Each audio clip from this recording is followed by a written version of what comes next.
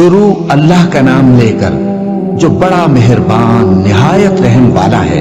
سب تعریف اللہ ہی کے لیے ہے جو آسمانوں اور زمین کا پیدا کرنے والا اور فرشتوں کو قاصد بنانے والا ہے، جن کے 2 اور 3 اور 4 پر ہیں۔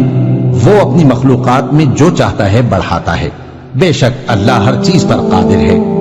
اللہ جو لوگوں کے لیے اپنی رحمت کا دروازہ کھول دے تو کوئی اس کو بند کرنے والا نہیں، اور جو بند کر دے تو اس کے بعد کوئی اس کو کھولنے والا نہیں، اور وہ غالب ہے، حکمت والا ہے۔ لوگو، اللہ کے جو تم پر احسانات ہیں ان کو یاد کرو۔ کیا اللہ کے سوا کوئی اور خالق اور رازق ہے جو تم کو آسمان اور زمین سے رزق دے؟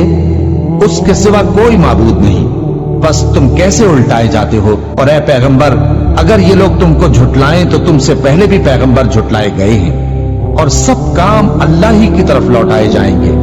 لوگو، اللہ کا وعدہ سچا ہے تو تم کو دنیا کی زندگی دھوکے میں نہ ڈال دے، اور نہ بڑا فریبی یعنی شیطان تمہیں اللہ کے نام سے فریب دے۔ شیطان تمہارا دشمن ہے، تم بھی اسے دشمن ہی سمجھو۔ وہ اپنے پیروں کے گروہ کو بلاتا ہے تاکہ وہ دوزخ والوں میں ہو جائیں۔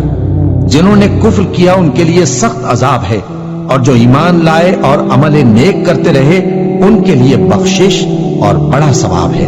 بھلا جس شخص کو اس کے اعمال بد آراستہ کر کے دکھائے جائیں اور وہ ان کو عمدہ سمجھنے لگے تو کیا وہ نیکوکار آدمی جیسا ہو سکتا ہے؟ بے شک اللہ جس کو چاہتا ہے گمراہ رہنے دیتا ہے اور جس کو چاہتا ہے ہدایت دیتا ہے۔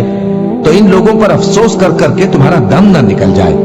یہ جو کچھ کرتے ہیں اللہ اس سے واقف ہے، اور اللہ ہی تو ہے جو ہوائیں چلاتا ہے، پھر وہ بادل کو ابھارتی ہیں، پھر ہم ان کو ایک بے جان علاقے کی طرف لے جاتے ہیں، پھر اس سے یعنی بارش سے زمین کو اس کے مردہ ہو جانے کے بعد زندہ کر دیتے ہیں۔ اسی طرح مردوں کا جی اٹھنا ہوگا۔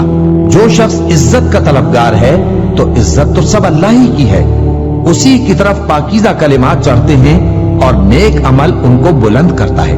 اور جو لوگ برے برے داؤ چلتے ہیں ان کے لیے سخت عذاب ہے، اور ان کا داؤ نابود ہو جائے گا۔